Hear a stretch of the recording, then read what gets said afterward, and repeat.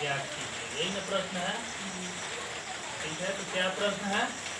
प्रश्न ये है ना, ये 5.2 है ना, 5.2 का क्वेश्चन नंबर 10। किसी एपी का 17वां पद 10वें पद से 7 अधिक है तो वह सार्वंतर ज्ञात कीजिए। तो सार्वंतर बोले तो डी है ना। तो किसी एपी का 17वां पद 10वें पद से 7 अधिक है, तो कैसे बनाएंगे? मान लेते हैं, माना प्रथम पद, कौन सा पद?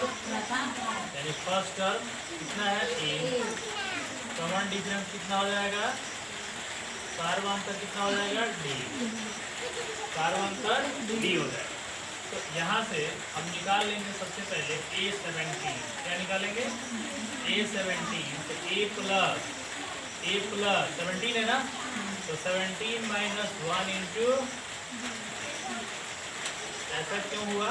क्योंकि हम जानते हैं an बराबर क्या होता है? a plus n minus 1 into 0। आया समझ में?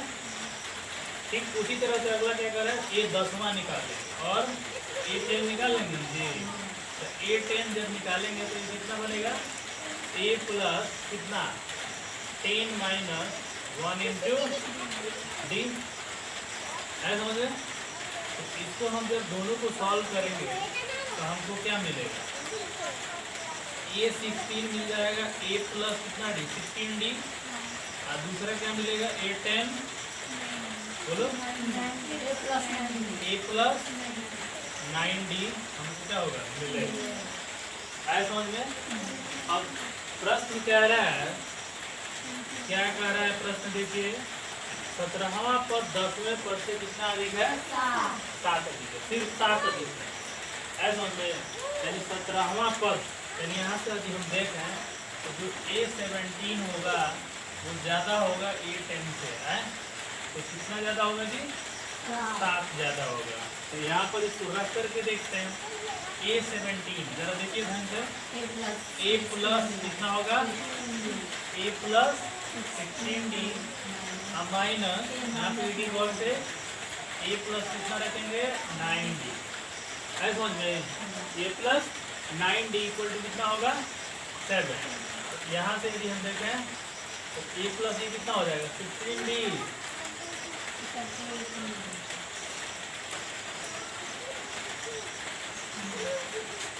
देखो a प्लस 16d हो गया, और अब इसको सॉल्व कर देंगे ना, तो ये 16d माइनस a हो गया है, माइनस a।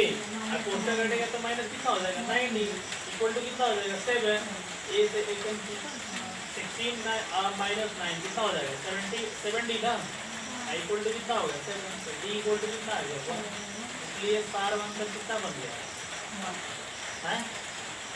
सार्वंतर कितना बना? 1। कॉमन डिफरेंस बन गया आपका, ठीक है? नहीं क्लियर हुआ?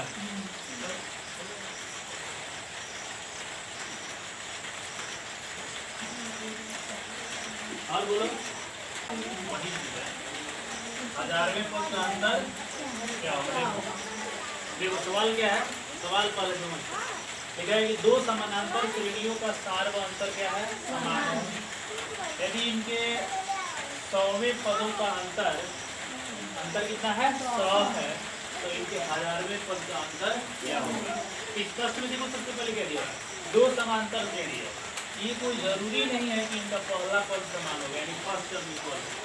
केवल क्या क्या क्या अंतर है इसमें? केवल सार्वंतर जो है समान है समझ में? बाकी जो इसका प्रथम पद है वो अलग अलग है।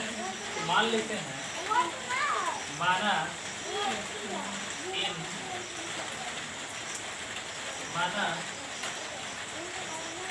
प्रथम समांतर, कौन?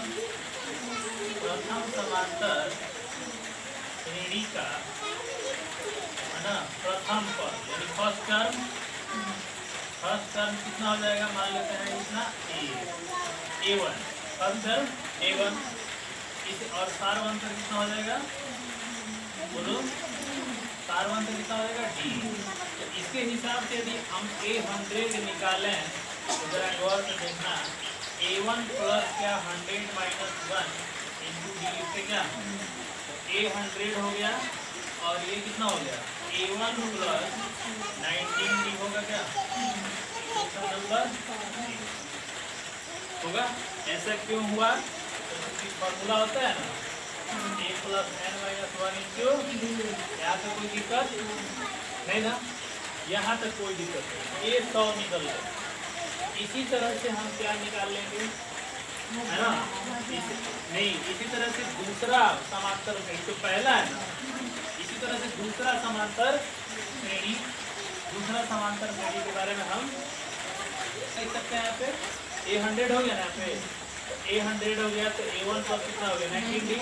इसी तरह से दूसरा, इसी प्रकार कौन जी, दूसरा समांतर श्रेणी, दूसरा समांतर श्रेणी जिसमें प्रथम पद हम क्या मान लेते हैं, A2 मान लेते हैं और सार क्या मान लेते हैं, D ही रहेगा ना, दोनों का सार समान है, इसलिए A100 निकल जाएगा, नहीं निकल जाएगा, A100 बराबर A2 प्लस 19D भी हो गया, नहीं हो गया, A2 प्लस 19D, तो इक्वेशन नंबर कितना हो गया।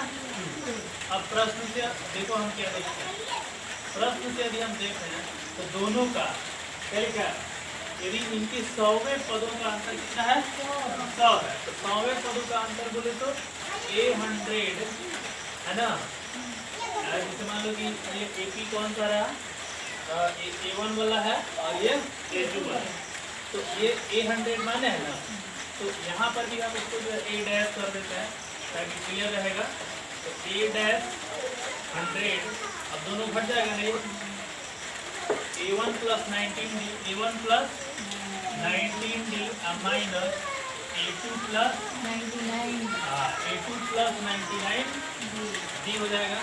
तो दोनों को यदि हम सॉल्व करें तो A1 plus 99D minus A2 minus कितना हो जाएगा 99D, और ये कट गया, कितना बच गया A1 माइनस A2 बच गया।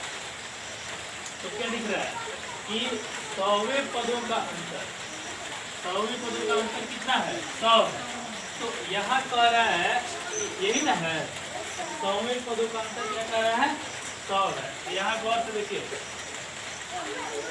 यानी इसका वैल्यू जो दे रखा है, इसलिए है ना, इसका वैल्यू कितना दे रखा है 100 ना, तो 100 बराबर क्या हो जाएगा A1 माइनस A2, क्लियर हो गया, 100 बराबर A1 minus A2, equation number 3। अब देखो, अब यहाँ क्या हमको देखना है, इसी प्रकार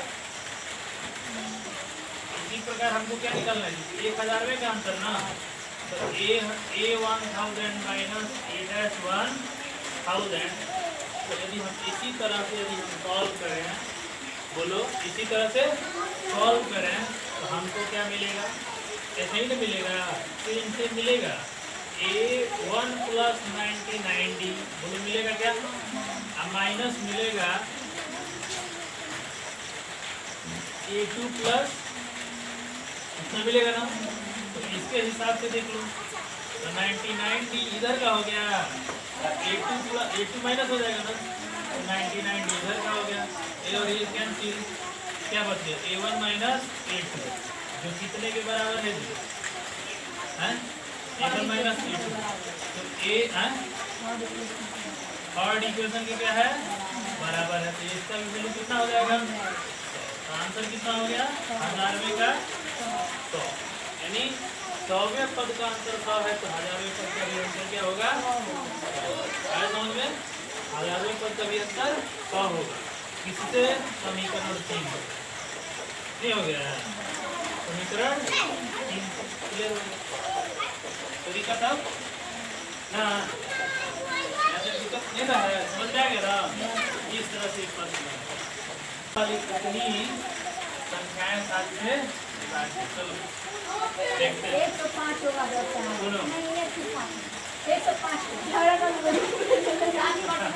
देखो सवाल ये है कि कितनी संख्याएं,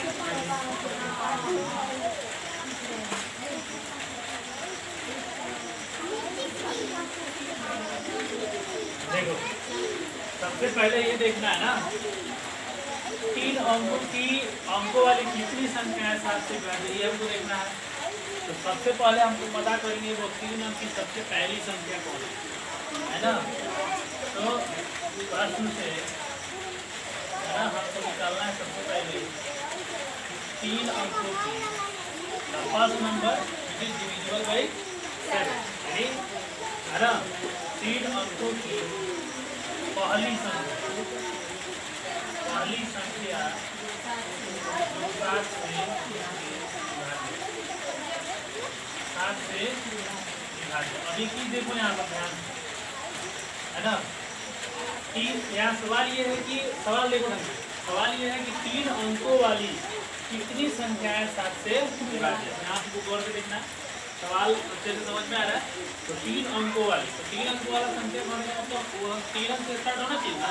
तो सबसे पहले हम लोग पता करें कि वो 3 अंकों की छोटी संख्या, 3 अंकों की छोटी संख्या जो 7 से विभाजित है। तो छोटी संख्या कहने का मतलब क्या होगा कि 100 से, है ना, 3 अंक की सबसे छोटी संख्या कौन होगी 100। अब 100 में जब 7 से भाग लगाओगे तो कितना आएगा, 7 से कम 7, 3, 0 और 7 होगा 28, कितना शेष बच गया 2 शेष बच गया। तो वो कौन ऐसी संख्या 3 अंक को 2 घटा देंगे तो 98 हो जाएगा ना।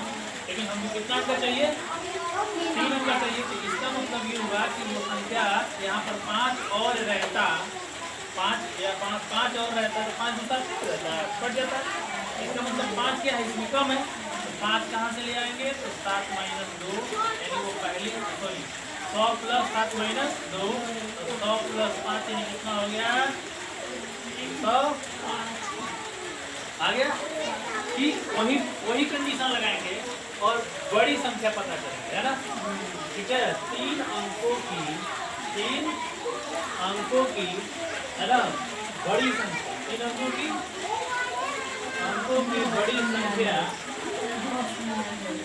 बड़ी संख्या जो 7 से क्या है विभाज्य है, 7 से विभाज्य है। यहाँ देखिएगा ठीक इसी तरह से है समझ में। अब 3 अंकों की वह बड़ी संख्या जो 7 से क्या है विभाज्य है। तो 3 अंकों की बड़ी संख्या क्या होता है 999 जन। 7 से क्या कर देंगे भाग लगा देंगे, 7 × 7 2 9 7 × 28 1 9 7 दूना 14, कितना आ गया 5। यानी इसका मतलब 5 इससे अधिक है ना। तो इसमें से हम क्या कर लेंगे घटा लेंगे 5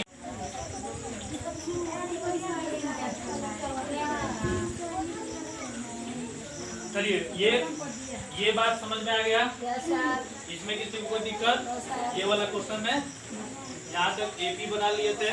और एपी बनाने के बाद जो है हमने बड़ी संख्या छोटी संख्या प्राप्त करके एपी बना लिया। एपी बनाने के बाद प्रथम पद, अंतिम पद, सार्वंतर और पदों की संख्या, इस हिसाब से हमने यहाँ का वैल्यू निकाल दिया। तो हमको आंसर मिल गया कितना 128। और इससे हमको पता चल जाएगा कि 3 अंकों वाली कितनी संख्या है 7 से विभाज्य। कोई दिक्कत नहीं। उसमें का एक क्वेश्चन भी आ रहा है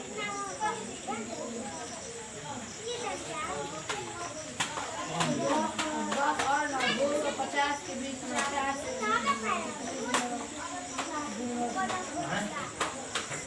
10 और 250 के बीच 4 से कितने गुणा है 10 और 250 एकदम 10 और 2 का 50 के बीच। तो जहाँ हम लोग 105 लिए थे वहाँ 4 की गुणा है ना, तो 4 का छोटी संख्या गुणा 12 हो जाएगा। और फिर बड़ी संख्या 248 इससे एमपी बन जाएगा। एमपी बन जाएगा तो आंसर आ जाएगा। चलो कौन सा बताना है 18 नंबर हो गया। इसके पहले वाला क्वेश्चन हो गया जी, समझ में आया है बोला, खाली हवा मारता है। उसको समझा दें हैं। चलो इसको एक बार समझ लो सभी लोग कैसे बना है।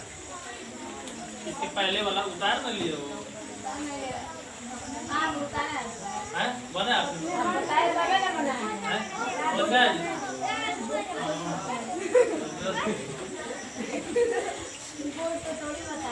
बोर्ड को नहीं बताया। समझ लो क्वेश्चन है, क्वेश्चन नंबर कितना था? क्वेश्चन नंबर 15, ठीक है।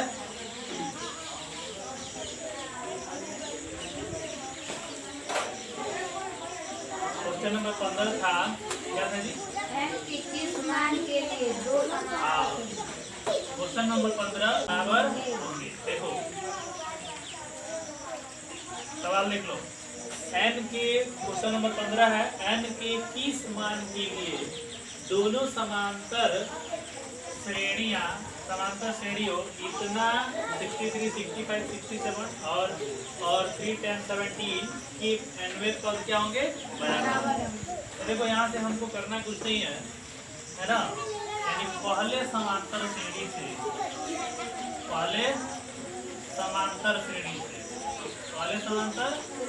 से है ना, क्या है समांतर श्रेणी? 63, 65 और 67। यहाँ से a कितना हो जाएगा? 63 और d यदि निकाल के देखो तो 65 माइनस 63 कितना हो जाएगा? d हो जाएगा, है? तो कितना हो जाएगा? 2 के बराबर हो जाएगा। अब यहाँ से निकाल लो a n निकालोगे ना तो a plus n minus 1 into D होता है ना, तो a का वैल्यू कितना हो जाएगा? a n बराबर हो जाएगा 63 प्लस n माइनस d का वैल्यू होगा। इसको सॉल्व कर देंगे, तो सॉल्व करेंगे ना तो आएगा a n बराबर, क्या से देखो ये 63 है, इसको सॉल्व करेंगे तो 63 प्लस 2n माइनस 2 होगा, यानी a n वैल्यू हो जाएगा 61 प्लस 2n के बराबर। Question number first question number first हो गया। अब दूसरे समांतर श्रेणी से दूसरा समांतर श्रेणी क्या है? 3 है, 10 है और 7 है। इसके लिए a का वैल्यू कितना है? 3 है, d का वैल्यू कितना है? 10 a का वैल्यू 3 और d का वैल्यू 10 माइनस कितना बन जाएगा? 10 माइनस 3 बन जाएगा ना, 7 है, 7 बन गया। तो इसके लिए a n डैश निकाल लेते हैं, तो a plus n minus 1 into D होगा ना, तो a का मान 3 हो गया, n का मान निकालना है और d हो गया कितना? d 7 हो गया ना, 7 हो गया। तो a डैश n कितने के बराबर हो जाएगा? तो 3 प्लस n माइनस 7। तो बोलो a डैश ये हो गया 7, 3 प्लस 7n माइनस 7। तो इसके हिसाब से ये सब 7 में से 3 माइनस करो तो माइनस 4 होगा ना, 7n माइनस 4। इक्वेशन नंबर अब कह रहा है कि nवें पद दोनों को क्या होंगे? बराबर होंगे। तो प्रश्न से हम क्या देखेंगे? a डैश n किसके बराबर हो जाएगा? an के, है। तो समीकरण कौन 1 और 2 से, समीकरण 1 और 2 से an बराबर कितना हो जाएगा? 61 प्लस 2n, 61 प्लस कितना हो गया? 2n, 60n प्लस 2n हो गया। तो ये जो है an हो गया ना, अब यहाँ से a डैश n हो गया, तो दोनों यहाँ से बराबर कर देंगे, डायरेक्ट लिख देते हैं। 61 प्लस 2n बराबर 7n माइनस 4। अब देखो ये इधर आ जाएगा ना, 65 हो जाएगा और इधर आ जाएगा तो 5n हो जाएगा, तो n बराबर कितना हो जाएगा? 65/5। कुल मिला के आंसर कितना आ गया? 13। तो 13वां पद दोनों का क्या होगा? सही है, आंसर क्लियर है? आवाज समझ में आया? अरे आया। चलो इसके बाद कौन सा था क्वेश्चन? चलिए क्वेश्चन नंबर 18 की बात करते हैं। क्वेश्चन नंबर 18 जरा बताओगे? Question number 18। क्यों नहीं? सब दिख रहा है। क्वेश्चन नंबर ये बस इतना सी इधर नहीं दिख रहा है, इसको लगा। तो 3 पद ज्ञात करो, तो वो तो दूर की कहानी है। सबसे पहले हमको तो एपी मिलना चाहिए जी। एपी के लिए हमको पता है ए और डी का लाना बहुत जरूरी है, हैं? तो ए और डी का ही लाना बहुत जरूरी है। ए और डी आ गया तो एपी को कोई बहुत बड़ी बात नहीं है, समझ में? ए और डी यदि हम ला दिए तो फिर एपी को लाना बहुत बड़ी बात नहीं है, समझ में? अब ए और डी कैसे आएगा, तो जैसे जैसे क्वेश्चनों में कह रहा है ना वैसे वैसे क्या कर देना है। आपको हम बताए हैं कि जब इस तरह के क्वेश्चन है तो हम दो चीज पे मानते हैं। क्या मानते हैं जी, बोलो क्या मानते हैं, ए और जी मानते हैं, है ना। तो ये सब जितना आपको कह रहा है ना, क्या कह रहा है क्वेश्चन में, जरा गौर कीजिएगा। किसी एपी का, एपी एक भी है और उसी का चौथा और आठवां पद का योग कर रहे हैं तो कितना हो रहा है, 24 हो रहा है। अतः उसी का छठवां और 10वां पद का योग कर रहे हैं तो कितना हो रहा है, सिर्फ एक ही पद का बात कर रहा है, एक ही एपी का बात कर रहा है। तो उसी एपी में हम मानेंगे कि बाकी वो जो एपी है ना, तो फर्स्ट टर्म यानी प्रथम पद उसका क्या हो जाएगा, ए, और सार्वंतर कितना हो जाएगा, आए समझ में। तो सार्वंतर जब डी हो गया है ना, तो प्रश्न से चलेंगे। प्रश्न से क्या चलेंगे जी, है ना, माना माना माना है ना, माना एपी का प्रथम पद इतना, सार्वंतर इतना। तो क्या कह रहा है, देखो 8वें पदों का योग और चौथे पदों का योग। गौर से देखो, चौथे और 8वें पदों का योग, ध्यान से देखना है। 8वें पदों का योग कितना है, बोलो 24 है ना। तो चौथा पद बोले तो A4, 8वां पद बोले तो A8 कितने के बराबर है, 24 के बराबर है। तो इसके अनुसार जरा गौर करो, तो A4 को हम कितना लिख सकते हैं, A प्लस, है ना, A प्लस n का वैल्यू 4 है ना, तो 4 - 1 इंटू डी। इसको कितना लिख सकते हैं, A प्लस, है ना, 8 - 1 इंटू डी इक्वल टू कितना लिख सकते हैं, 24। यहाँ तक कोई दिक्कत। अब देखो यही कहानी, ये हो जाएगा A प्लस 3D और ये कितना हो जाएगा, A plus 7D equal to कितना हो गया, 4 हो गया ना। अब यहाँ से देख लो 3D और 7D मिलकर कितना हो गया, 2A प्लस 10D हो गया इक्वल टू 4 हो गया। बोलो 24, बोलो 24, गुड 24। अब यदि इसको 2 से डिवाइड कर दो तो ये कितना हो जाएगा, A plus 5D equal to 12 हो जाएगा। इक्वेशन नंबर एकदम सेम। पुनः प्रश्न से, पुनः प्रश्न से क्या कर रहा है, देखो ध्यान से। 6वें और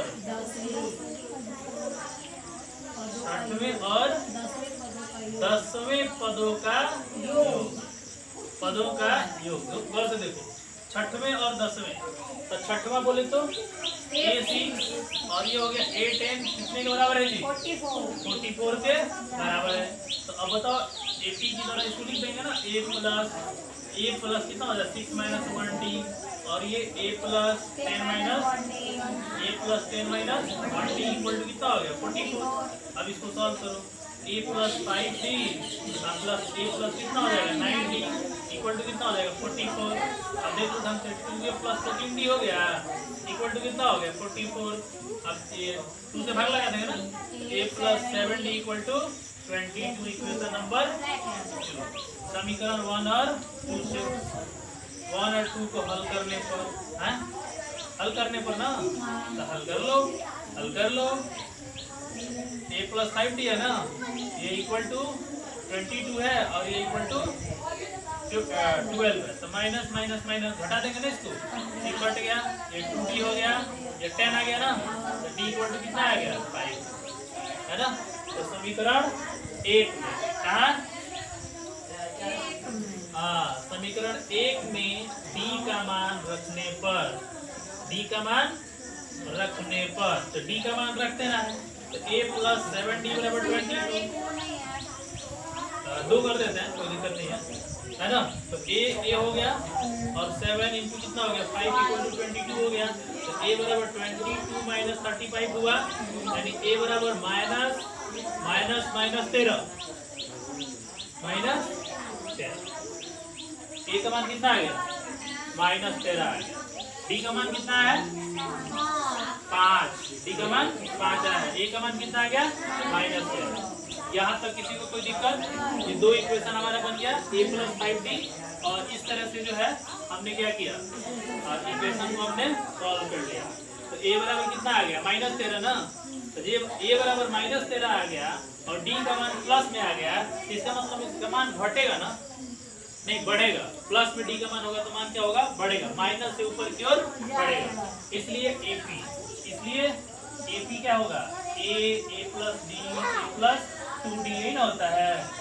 ए का मान बोलो -13, ये -13 प्लस 5, अरे ये -13 प्लस 2 गुणे 5, यानी कहानी का मतलब -13 और ये कितना बनेगा -8 और ये माइनस कितना बनेगा 13 और 10 ना, तो 13 10 कितना हो गया 3।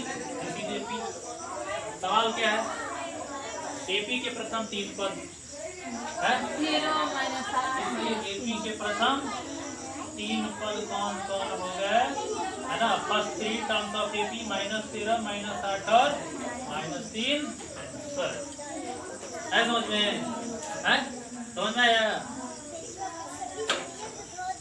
देखो जब प्रोसेस सब समझ में आ जाएगा ना तो ये ऑटोमेटिक जो है बनते चल, इसीलिए देखो आपको ये जितना जरूरत की चीज था ये सब पहले ही पढ़ा दिया, ये समीकरण सॉल्व करना ये सारा चीज जो आपको पहले करा दिया। चलिए उदाहरण